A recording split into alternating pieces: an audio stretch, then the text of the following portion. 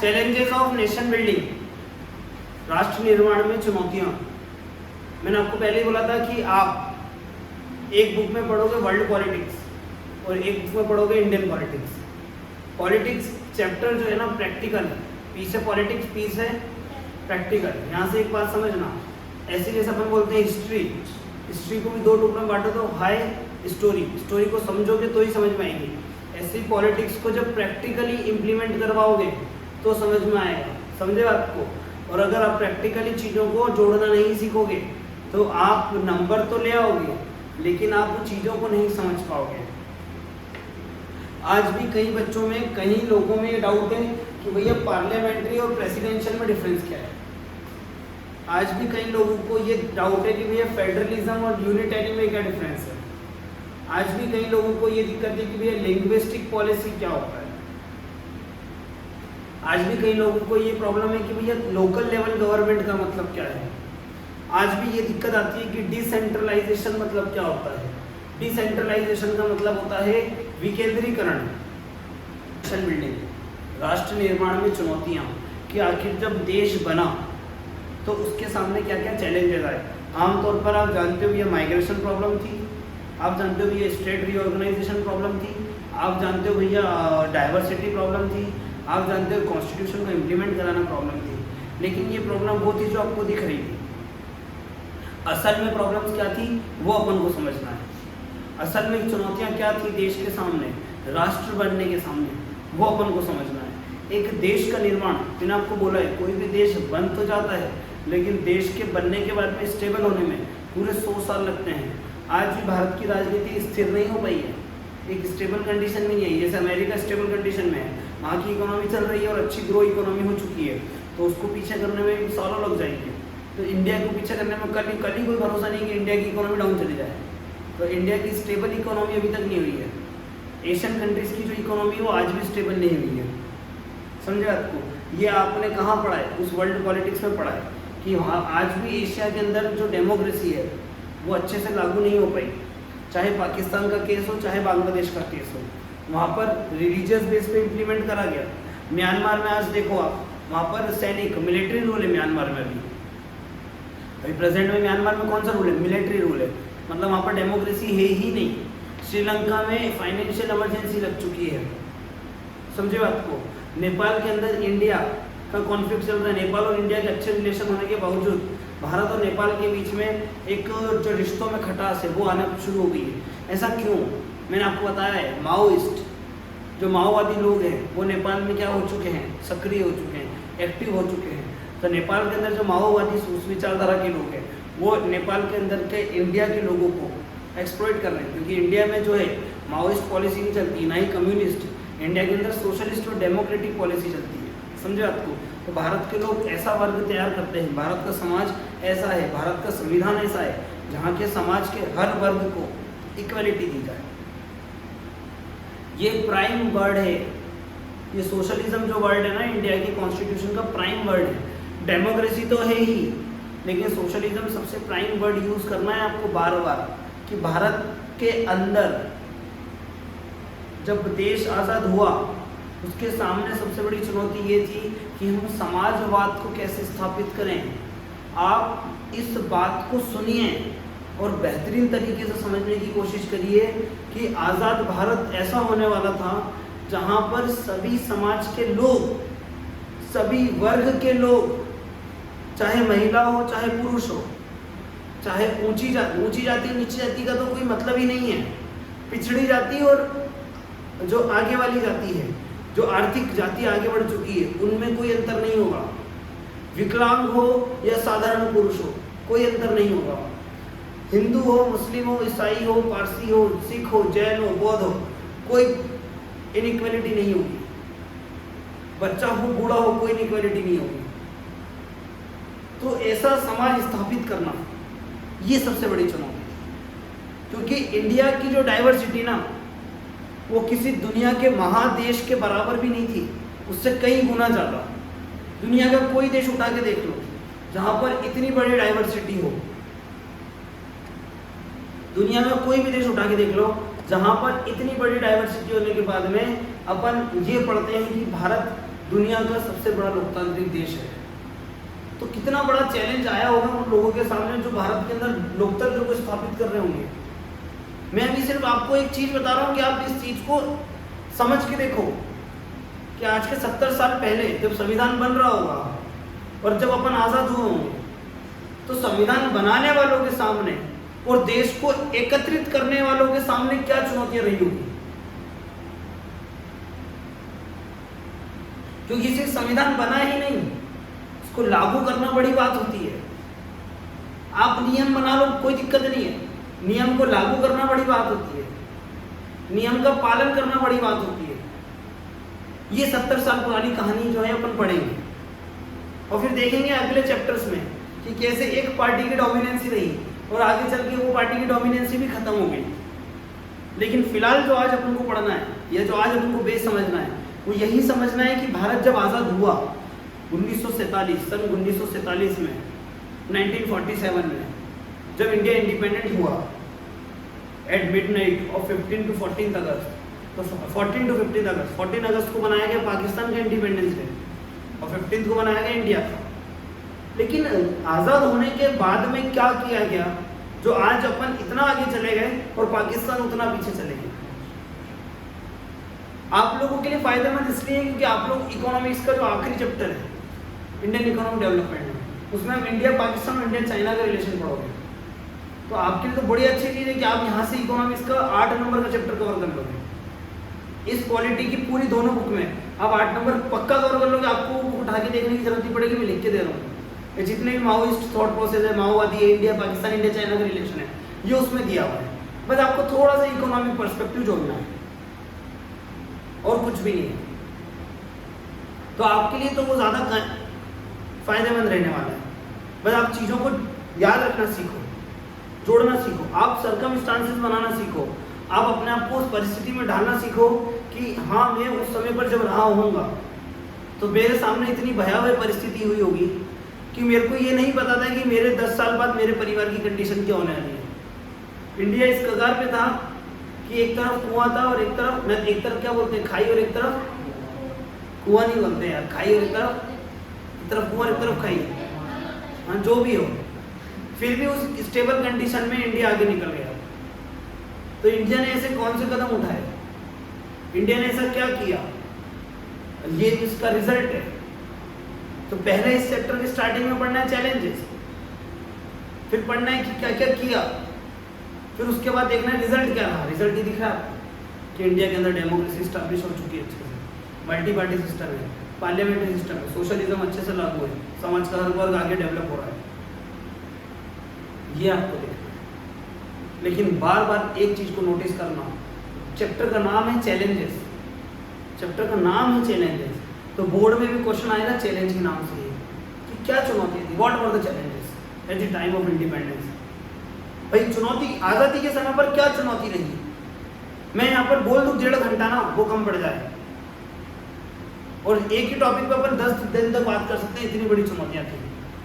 गहराई में अगर इन डेप्थ एनालिसिस अगर अपन करें तो इतनी गहराई में चुनौतियाँ थी, इतनी परेशानियाँ थी। एक एक वर्ग को उठा के समझाने लग जाऊँ तो आप बोलोगे यार भैया ये चैप्टर सच में बहुत बड़ा चैप्टर है, लेकिन अपने को उतना पढ़ना है कि टच करके छोड़ना है, क्योंकि आपको 12th स्टैंडर्ड में पढ़ना है, आपको PhD तो करनी नहीं। जब आगे पढ़ोगे पॉलिटिक्स में, कुछ बड़ा करोगे, बड़े लेवल पे ग्रेजुएशन करोगे, मास्टर डिग्री करोगे, PhD करोगे, तब आप ये सब चीज़ें देखोगे। तो चैलेंजेस, सबसे इम्पोर्टेंट जो चैलेंज था ना जब भारत आज़ाद हुआ, राष्ट्र निर्माण में सबसे बड़ा चैलेंज ये था, 3 चैलेंज। कितने चैलेंज? 3। पहला चैलेंज तो ये कि भारत में डेमोक्रेसी को एस्टेब्लिश करना था। दूसरा चैलेंज ये कि भारत में सोशलिज्म वो करना है, एस्टेब्लिश करना है, डेमोक्रेसी और सोशलिज्म। और तीसरा ये कि भारत में पार्लियामेंट्री सिस्टम एस्टेब्लिश करना, संसदीय प्रणाली। आखिर क्यों एस्टेब्लिश करने में प्रॉब्लम आ रही थी, अब यहाँ पे आप समझना बात को। जब अंग्रेज लोग भारत में थे, मैं आपको बता रहा हूँ, जो पढ़ी थी इंडियन इकोनॉमिक डेवलपमेंट, उसमें पढ़ा था ना ईव ऑफ इंडिपेंडेंस 1947, तो उसमें आपने देखा था कि 1947 के समय पर भारत की आर्थिक परिस्थिति क्या थी। लेकिन आपने 1947 की परिस्थिति देखी, तो परिस्थिति बनी कैसे? अंग्रेजों की वजह से। तो आपने अंग्रेजों का सब देखा, ड्रेनवेज थ्योरी, आपने देखा कि उन्होंने जमींदारी सिस्टम के थ्रू क्या किया, उनकी टैक्स पॉलिसी कैसी थी, तो ही तो 1947 में वो परिस्थितियां बनी। समझे बात? तो जब अपन आजाद हुए तो अपने सामने चुनौती आई, वो क्यों आई? क्योंकि कुछ ना कुछ पहले कुछ हुआ होगा। भाई आप एग्जाम देने बैठे, आपको कुछ क्वेश्चन समझ में नहीं आने, आपके सामने चैलेंज आया, तो चुनौती क्यों जनरेट हुई? क्योंकि आपने पहले पढ़ाई नहीं करी। तो 1947 में जब अपन आजाद हुए तो अपने सामने चुनौतियां, मतलब इतनी किताब लिख दो उतनी कम हो जाएगी, इतनी चुनौतियां थी, लेकिन वो थी क्यों? ये सबसे बड़ा पॉइंट। भारत के आजाद होने के बाद में इतनी चुनौतियां क्यों थी? सबसे पहली चीज, दुनिया में जहां जहां पर कॉलोनियल रूल था उसके पहले डेमोक्रेसी वहां पर नहीं थी, और जहां जहां पर कॉलोनियल रूल गया और जब वो लोग वहां से गए छोड़ के, तो वहां पर वो डेमोक्रेसी स्टैब्लिश करा की गई। इसका मतलब आप एक चीज समझना, मैं आपके घर आऊं, रूल करूं, और जब मैं आपके घर से जाऊं तो मेरे घर पे जो नियम कानून चल रहे हैं वो आपके ऊपर थोप के जाऊं। अब समझ गए बात? मतलब डेमोक्रेसी इंडिया की बर्थ तो नहीं थी, डेमोक्रेसी का जन्म भारत में हुआ नहीं ना। तो अपन वो चीज लागू कर रहे हैं अपने देश में जो अपने यहां से जन्म ही नहीं हुआ जिसका। तो पहली चीज तो कि भारत के लोगों के लिए अननोन थी, भारत के लोग इसको नहीं समझते थे।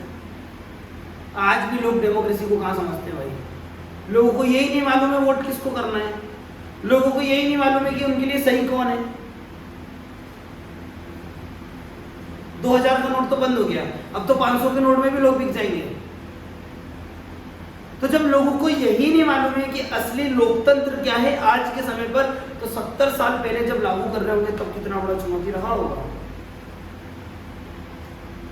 अपने यहाँ के लोग जानकर नहीं थे। अंग्रेजों ने बोला तुम लोकतंत्र स्थापित करोगे, ये बात अच्छी थी तो अंग्रेजों की, वो व्हाइट पेपर के ऊपर काम करना जानते थे। व्हाइट पेपर पे काम करना मतलब कि ये लिखा हुआ है, आपके इस पे साइन है, इसका मतलब ये चीज आपकी है, बात करो।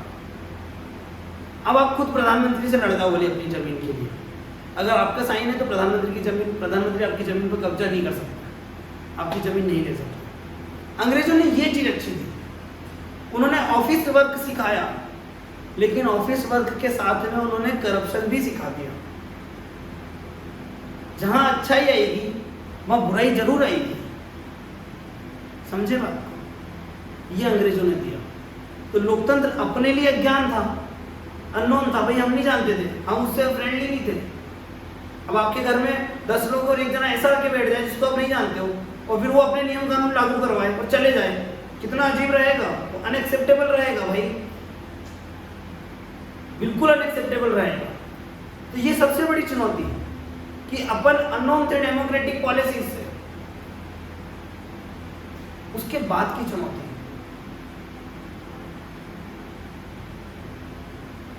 कि भैया अमीर और गरीब वर्ग होने वाला था बराबर। अमीर और गरीब वर्ग क्या होने वाला है? बराबर। जैसी संविधान लागू हुआ वैसे देश में इक्वेलिटी आ गई फंडामेंटल राइट्स के थ्रू। अब कोई पिछड़ी जाति और ऊंची जाति का कोई डिफरेंस नहीं रहा, सब बराबर हो गए। इसमें यह हुआ कि जो बड़े लोग थे, जो एलिट क्लास के लोग थे, जिनको भी अपन जमींदार बोल सकते हैं, जिनके पास बीघाओं में जमीन है, एकड़ों में जमीन थी, वो जमीन है भले उनके पास हो, लेकिन उन जमीन पे काम करने वाला जो होगा वो उसका गुलाम नहीं होगा, वो उसका मजदूर हो सकता है, उसका गुलाम नहीं हो सकता। मतलब जमींदार लोग उनका शोषण अब नहीं कर सकते थे, पहले कर सकते थे। तो वो चीज उनके लिए कितनी अनएक्सेप्टेबल रही होगी कि जो 5 साल पहले मेरा गुलाम है वो आज बराबर में खड़े होकर मेरे साथ वोट डालने जा रहा है। आप खुद सोचो ये चीज कि आपसे कोई बहुत ज्यादा निम्न क्लास का इंसान है, मतलब निम्न क्लास नहीं बोलूंगा मैं, मतलब आप जिसको यूं समझते हो कि ये बहुत तुच्छ वर्ग का है। अभी कोई तुच्छ वर्ग नहीं रहा क्योंकि संवैधानिक देश है, बराबर है, डेमोक्रेसी है। ये तो अंग्रेजों ने बोला कि तुच्छ वर्ग का देश है, तुच्छ वर्ग का देश है। अपने यहाँ डिस्क्रिमिनेशन है, अपने यहाँ भाई अपने यहाँ पर डिस्क्रिमिनेशन हो सकता है कभी, मैं तो नहीं जानता। शबरी के फल खाए थे ना, पिछड़ी भी जाति की थी और झूठे फल खाए थे। तो अपने यहाँ पर तो कभी ये चीज हो ही नहीं सकती है, तो अंग्रेजों ने स्थापित करी। अब ये तो अपन लिख नहीं सकते किताबों में, क्योंकि कहीं ना कहीं महिलाओं के साथ में, और जैसे आप इतिहास में ही पढ़ोगे, जिनको अपन चांडाल्स बोलते थे, तो थोड़ा बहुत तो था, लेकिन हम सुधार लेते थे। आप सुधार के जो जा रहे हो वो गलत कर रहे हो। तो भारत के अंदर लोकतंत्र स्थापित करना सबसे बड़ी चुनौती है, क्योंकि भारत के लोग उसके अज्ञानी थे, फ्रेंडली नहीं थे। दूसरी चीज ये कि समाज का हर वर्ग बराबर होने वाला था। जो अनएक्सेप्टेबल था उनको, जो किसी के राजा रहे हैं, बड़े बड़े जमींदार, बड़े बड़े साहूकार, बड़े बड़े बिजनेसमैन, उनके वहां पे गुलाम थे। वो गुलाम अब उनके बराबर हो चुके हैं। ये चीज कतई एक्सेप्टेबल नहीं होने वाली थी। आज भी यूपी बिहार में क्राइम क्यों है सबसे ज्यादा? क्योंकि इसी वजह से वहां पर आज भी वहां पर जात पात के नाम पे लड़ाई होती है। यूपी बिहार में ऊंची जाति और नीची जाति के नाम पे आज भी लड़ाई होती है। तुम्हारे पिताजी हमारे काम करते तो तुम बराबर बात करोगे जिसका हूँ। ये सच कहानियां हैं। ये केस आज भी यूपी बिहार में होते हैं, क्योंकि वो पूरा बेल्ट जमींदारों का बेल्ट है। अब अंग्रेज तो चले गए और जमींदारी सिस्टम उनके खून में आ गया, लेकिन जो गुलाम थे वो बराबर में खड़े हो गए। तो ये चीज इनको एक्सेप्टेबल नहीं थी। तो ये प्रॉब्लम और बड़ी थी। और प्रॉब्लम्स हो जाती। एक थी रिलीजियस प्रॉब्लम। आपको एक बात बताता हूं, अपन लोग इंडिपेंडेंट हुए 1947 में, अपना संविधान लागू हुआ 1950 में। आपको मालूम है ना, कॉन्स्टिट्यूशन में चीज होती है प्रिएम्बल, जो कॉन्स्टिट्यूशन में एक आइडेंटिटी कार्ड होता है। जैसे फॉर एग्जांपल,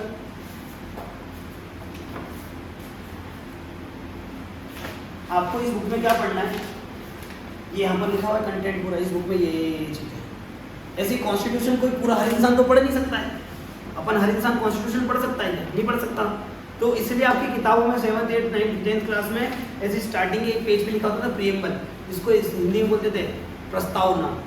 आपने पढ़ा भी होगा कभी, हम भारत के लोग, we the people of India solemnly accept the sovereign socialist democratic, ये वर्ड्स लिखे थे 5-6 कुछ लिखा था, we the people of India. समझे आपको? हम ये भारत के अंदर ये चीजें लागू करते हैं, हम भारत के लोग हैं। तो ये जो प्रिएम्बल था ना, कॉन्स्टिट्यूशन में बदलाव करने को बोलते हैं कॉन्स्टिट्यूशन अमेंडमेंट करना। कॉन्स्टिट्यूशन में चेंज करने को क्या बोलते हैं? Constitution amendment. Constitution amendment Bharat में प्रिएम्बल में सिर्फ एक ही बार हुआ है। कितनी बार हुआ है? सिर्फ एक बार। और उस समय पर ये वर्ड जोड़ा गया, कौन सा? सेक्युलर। 1976 में इंदिरा गांधी के द्वारा, जब इमरजेंसी 1976 में प्रिएम्बल में सेक्युलर वर्ड जोड़ा गया था। उसके पहले सेक्युलर वर्ड नहीं था।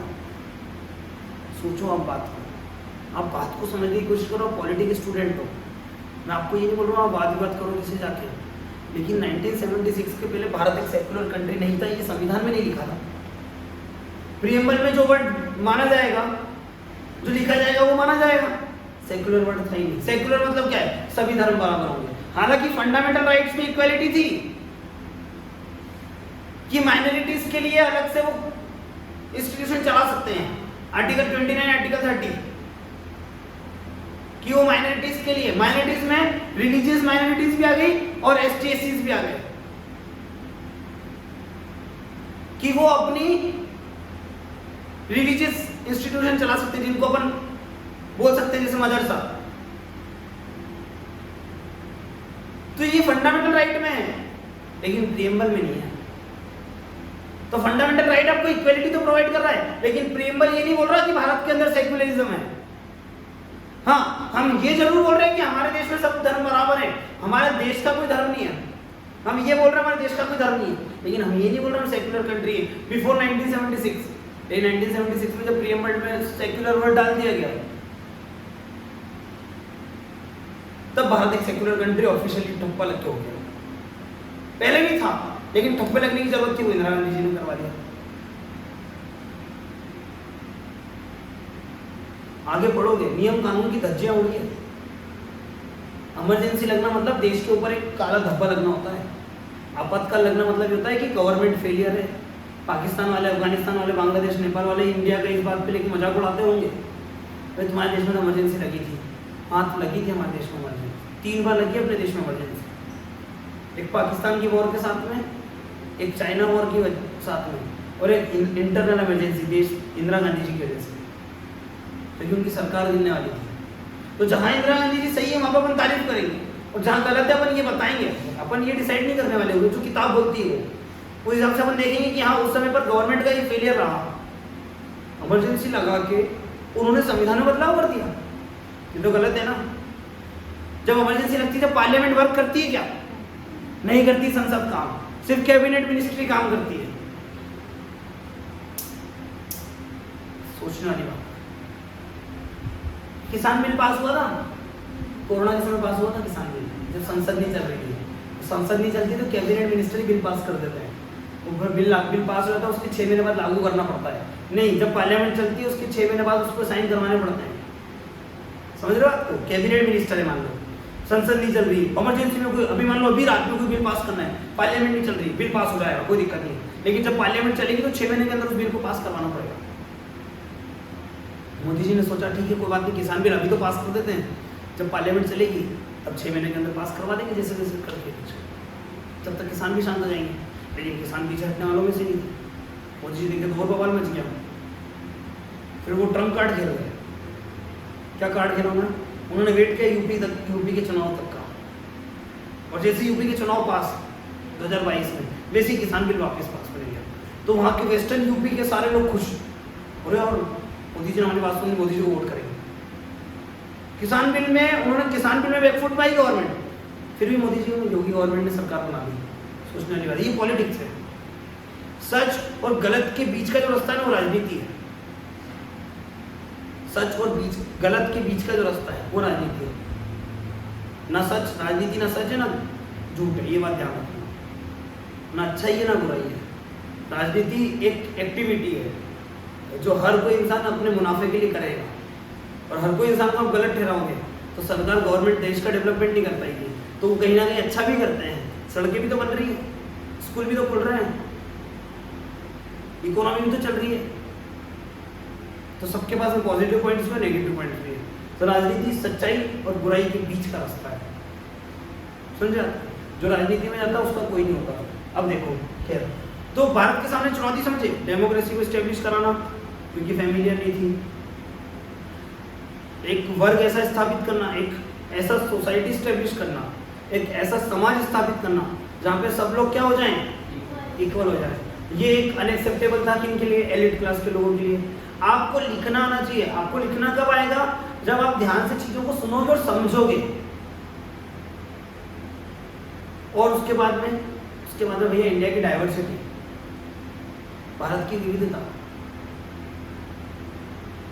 हो सकता है कि समाज का जो मेजोरिटी, एक सोसाइटी जैसे मान लो हिंदू एक्सेप्ट कर ले कॉन्स्टिट्यूशन को, मुस्लिम ना करें, सिख एक्सेप्ट कर लें, जैन ना करें, जैन एक्सेप्ट कर लें, बुद्ध ना करें, बुद्ध एक्सेप्ट कर लें, पारसी ना करें, तो उनके अंदर एक्सेप्ट करवाना ये भी बड़ा चैलेंज। फिर हर कल्चर को इक्वेलिटी देना ये भी बड़ा चैलेंज। अभी 1947 में देश आजाद हुआ, 1950 में संविधान लागू हुआ, और संविधान में लिखते थे हिंदी भारत की राष्ट्रभाषा है। देश में क्रांति हो जाती, लिखते थे हिंदी भारत की राष्ट्रभाषा है। तो सोचो श्रीलंका में इतना बवाल मचा, भारत में कितना बवाल मचा। जितने राज्य ना उतने टुकड़े हो जाते। गुजरात का एक अलग देश बन जाता, महाराष्ट्र एक अलग देश होता है, सच में अलग होता।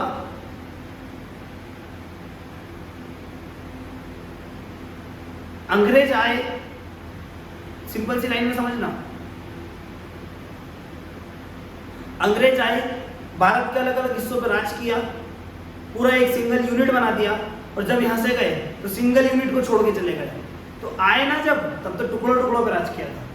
जब हैदराबाद का निजाम अलग था, अवध का नवाब अलग था, बंगाल का नवाब अलग था, गुजरात की रियासत अलग, राजस्थान की रियासत अलग, इनको कोई मतलब नहीं, मराठा रियासत अलग, टीपू सुल्तान की रियासत अलग, इनको किसी से कोई मतलब नहीं था आपस में एक दूसरे से।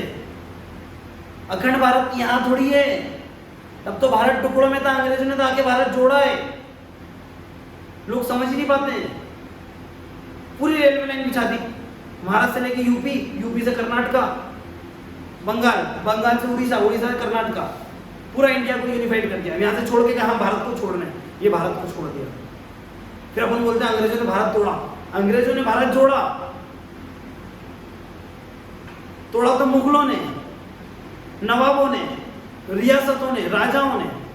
अखंड भारत चंद्रगुप्त मौर्य के समय की अवधारणा है, समुद्रगुप्त के समय की अवधारणा है अखंड भारत। 2000 साल पहले की कहानी है अखंड भारत, तो पहले टूट चुका है। पिछले 1000 साल में टूटा है अखंड भारत मुस्लिम रियासतों द्वारा। तुगलकों ने तोड़ा, लोधियों ने तोड़ा, सैयद ने तोड़ा, मुगलों ने तोड़ा। जब हिंदू राजा थे तब अखंड भारत था। जब हिंदू राजा भारत में राज कर रहे थे तब अखंड भारत था। इन्होंने तोड़ा। अपन बोलते अंग्रेजों ने तोड़ा, अरे अंग्रेजों ने तो तोड़ा नहीं, जोड़ा। रेलवे लाइन बिछा दी ना, एक सिंगल एडमिनिस्ट्रेशन दिल्ली में बैठेगा और पूरे भारत को चलाएगा। तो गए तो पूरे भारत को छोड़ के गए ना, तो जब आए थे तब तो टुकड़ों में था, गए तो एक था। फिर सरदार पटेल ने रियासतों को एक किया, बोले भाई मत अलग होना, हालत खराब हो जानी है। उनका योगदान भी पढ़ेंगे, बहुत खतरनाक योगदान था उनका,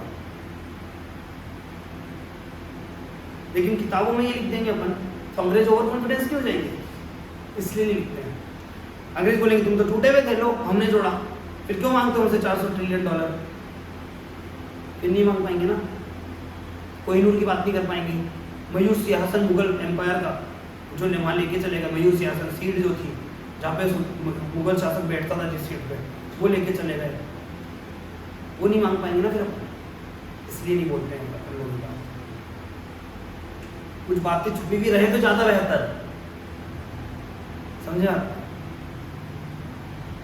उल्टी आग बहुत पड़क रही है, अच्छा होगा बुरा होगा, लड़ो। तो आपको ये चीज समझ में आई कि इंडिया के नेशन बिल्डिंग में जो चुनौतियां थी वो समझ में आ रही है थोड़ी बहुत।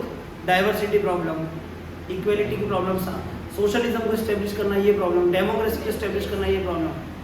सबसे इंपॉर्टेंट चीज देश में चुनाव कराना। चुनाव कराना एक बहुत बड़ी चुनौती है, बहुत बड़ी चुनौती है। तो आप इस चीज को एक्सेप्ट कर लो कि भारत में अगर चुनाव होंगे तो नियम कानून बनाए जाएंगे और जो पुराने नियम कानून होंगे वो तोड़े जाएंगे, उनको खत्म किया जाएगा। जो पुराने नियम कानून जब टूटते हैं ना, तो उन लोगों को, उन वर्ग को सबसे ज़्यादा बुरा लगता है जो उसको फॉलो करवा रहे होते हैं। उसको बोलते हैं कंजर्वेटिव्स को। और इंडिया में कंजर्वेटिव्स आज भी बड़ी क्वांटिटी में। आप गांव में जाओ, कंजर्वेटिव्स, इंडिया की 60% पॉपुलेशन आज भी एग्रीकल्चर है, रूरल है, तो रूढ़िवादी विचारधारा तो आज भी भारत में है। आज भी मॉडर्नाइजेशन को एक्सेप्ट नहीं करेंगे, आज भी वो मूवीज, थिएटर्स, रेस्टोरेंट को एक्सेप्ट नहीं करेंगे। वो गलत नहीं है, वो अपनी जगह सही है और अपन अपनी जगह सही है। लेकिन डेमोक्रेसी क्या बोलती है? भाई सब बराबर, तुम भी बराबर, तुम भी बराबर। कोई तो एक तो समाज को एक्सेप्ट करना है कि हमारे यहाँ चुनाव होना है, डेमोक्रेसी लागू हो रही है, कॉन्स्टिट्यूशन जैसी चीज आ रही है, मतलब आपको कॉन्स्टिट्यूशन के दबे कुछ काम करना है। अपन जो सारी एक्टिविटी कर रहे हैं ये संविधान के दबे में कर रहे हैं, ध्यान रखना। जितना भी काम हो रहा है संविधान के अंडर हो रहा है, अंडर दी कॉन्स्टिट्यूशन। आप एग्जाम दे रहे हो, आप कहीं जा रहे हो, आपको ये राइट्स मिल रहे हैं, आपको राइट्स नहीं मिल रहे हैं, ये सब कॉन्स्टिट्यूशन में जो लिखा है उसके बेस पे हो रहा है भाई। तो जितना देश का संविधान अच्छा, उस देश के लोग उतना खुश, क्योंकि वो उतना डाइजेस्टेबल रहेगा। और जो चीज़ जितना डाइजेस्टेबल रहेगी वो उतना हेल्दी रहेगी, उतना उसके लिए क्या रहेगी, असरदार रहेगी। भारत का संविधान डाइजेस्टेबल है भारत के सभी लोगों के लिए।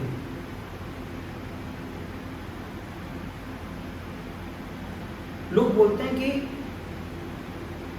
भारत के अंदर, सुनना बहुत बढ़िया बोलो, कि भैया ये जो रिजर्वेशन है ये गलत है। मैं कहता हूं जो ये बोलता है रिजर्वेशन गलत है, हो सकता है वो अपने हिसाब से सही हो, लेकिन पर्सनली सही हो सकता है वो, लेकिन सामाजिक तौर पे वो गलत बोल रहा है, क्योंकि उसको ये चीज मालूम ही नहीं है ना कि अगर देश में कॉन्स्टिट्यूशन में रिजर्वेशन नहीं डालते ना, आज भारत के संविधान को कोई नहीं पूछता। इतना लिख के दे दूंगा तुम्हें, ये खुद लिखा गया है, कई किताबों में कई बड़े लोगों ने लिखा है ये बात, कई जनरल ऑफिसरों ने बात बोली, अगर भारत में आज आरक्षण नहीं होता, ST SC के लिए, पिछड़े जाति के लोगों के लिए रिजर्वेशन नहीं होता, आज भारत का जो डेवलपमेंट है वो रुक जाता, आज भारत टूट जाता, वो लोग हमेशा पिछड़े हुए ही रह जाते जो पहले से ही पिछड़े हुए थे। मैं हमेशा सिर्फ कॉन्स्टिट्यूशन के ऊपर जो रिजर्वेशन बना हुआ है उसमें मैं जो भी मेरे को एक चीज़ बोलता, भैया आरक्षण गलत है, OBC को, जनरल को और OBC को तो पीछे रख दिया, ST SC वालों का इतने कम में सिलेक्शन हो जाता है, इतने उनकी प्रमोशन हो जाता है, उनको सीट उनकी रिजर्व, उनकी कहीं फीस नहीं लगती है। आप बस एक ही बात बोलिएगा कि भाई संविधान लागू हुए कितने साल हुए? 70 ईयर्स। अब 75 मान लो, 2-3 साल बाद 70 ईयर्स, 70 to 75 ईयर्स हुए संविधान लागू हुए। भारत को आज़ाद हुए सिर्फ 70 साल हुए हैं, तो आरक्षण दिए हुए भी कितने साल हुए होंगे? 70 साल। आप लोगों ने तब क्यों नहीं बोला? कब? जब आप राजा थे और आप यह पुरोहित वर्ग के थे, आप मंदिर में पूजा पाठ करते थे और आप उन ST SC वालों को आप मंदिरों में नहीं आने देते थे, शहर में नहीं जाने देते, मेलों में नहीं जाने देते, उनको शिक्षा प्राप्त नहीं करने दी जाती थी, उनको स्वास्थ्य में सेवाएं नहीं दी जाती थी, उनको आपने इक्वेलिटी नहीं दी, तब आपने 2000 साल कुछ नहीं बोला। आपने ये देखा कि 70 साल में उनको रिजर्वेशन दिया है, तो क्या वो 70 साल में एकदम आगे बढ़ जाएंगे और रिजर्वेशन खत्म कर दें? मैं कहता हूँ 50 साल बाद रिजर्वेशन खत्म नहीं होगा। क्यों खत्म करना रिजर्वेशन? 2000 साल आपने जब एक्सप्लोरेशन किया तब तो उन्होंने कुछ नहीं बोला आपको ST SC वालों ने कि हमारा एक्सप्लोरेशन मत करो। उन्होंने बिल्कुल जो जैसा समाज था उसके हिसाब से वो ढल गए। और आज भी आप सुबह उठ के निकलना और देखना, जितने भी जिले में सफाई कर्मचारी है, पूछना कि कौन जनरल है और कौन OBC है, सब पिछड़ी जाति की तो हैं। आप करो वो काम। मैं बोलता हूँ, मैं एक्सेप्टेबल हूँ कि उस चीज़ में रिजर्वेशन बंद करना चाहिए। जब सभी जितने भी सफाई कर्मचारी वो जनरल और OBC हो जाए, तो आज भी वो काम ST SC वाले करते हैं, आज भी वो काम ST SC वाले करते हैं, तो आप रिजर्वेशन हटाने की बात कैसे बोल सकते हैं? बिल्कुल गलत हो आप। अगर जनरल OBC वाले ये बात बोल रहे हैं, मैं खुद OBC को हूँ, लेकिन आज सपोर्ट रिजर्वेशन, कोई दिक्कत नहीं है, मेरा एग्जाम में ना हो, लेकिन किसी एक ST वाले का होगा जो आदिवासी इलाके से आता होगा, तो सोचो एक का होगा तो अपनी आने वाली 7 पुश्तों को पाल सकेगा, उसकी सरकारी नौकरी लगेगी, उसकी रेगुलर इनकम आएगी, उसको दर दर नहीं भटकना पड़ेगा, किसी के द्वार पे नहीं जाना पड़ेगा, उसके बच्चे भूखे नहीं सोएंगे, बिना कपड़ों के नहीं सोएंगे, वो त्यौहार बना सकेंगे, वो शिक्षा प्राप्त कर सकेंगे। लोग बोलते भैया रिजर्वेशन गलत है। आप उनकी स्थिति देखो जो आज भी जंगलों में रहते हैं और आज भी गाँव में रहते हैं, जिनकी स्थिति ये है कि जिनके बच्चे नहीं पढ़ पाते हैं, एक टाइम के खाने की दिक्कत है उनके पास में, और आप बोलते हुए रिजर्वेशन गलत है क्योंकि आपका सिलेक्शन नहीं हुआ। आपका सिलेक्शन तो इसलिए नहीं हुआ क्योंकि आप कैपेबल नहीं हो। आपको तो सब सुविधा थी ना, आपको तो घर पे बिजली है, आपके घर पे टेबल है, आपके घर पे टाइम पे खाना आ रहा है, आपके पास तो सारी सुविधा, आपके कपड़े हैं, आपके पास किताबें हैं, नोट्स है, आपके पास कोचिंग है, तब आपका सिलेक्शन नहीं हो रहा। आप उनको बोल रहे हो जिनका सिलेक्शन हो जा रहा है, आप 70 नंबर नहीं ला पा रहे हो, वो 50 नंबर गाँव में बैठे बैठे लिया है बेचारा मेहनत करके, तो आप बोल रहे हो भैया वो रिजर्वेशन लिया के गलत। भाई यार बिल्कुल नॉन एक्सेप्टेबल चीज़ है, बिल्कुल अवॉइडेबल चीज़ है जो आप बोल रहे हो ना, ये चीज़ आप समझ लो कि इस देश को पीछे ले जाएगी, क्योंकि आप समझ ही नहीं पा रहे हो कि रिजर्वेशन को। दुनिया के बड़े बड़े लोग ये बोलते हैं कि भारत में जिस दिन आरक्षण खत्म हो गया भारत के अंदर डेमोक्रेसी खत्म हो जाएगी, क्योंकि डेमोक्रेसी के अंदर ही पहला एक लॉ है, फंडामेंटल राइट, आर्टिकल नंबर 12, वो ये बोलता है, article number 13 equality before law, कानून के समक्ष समानता।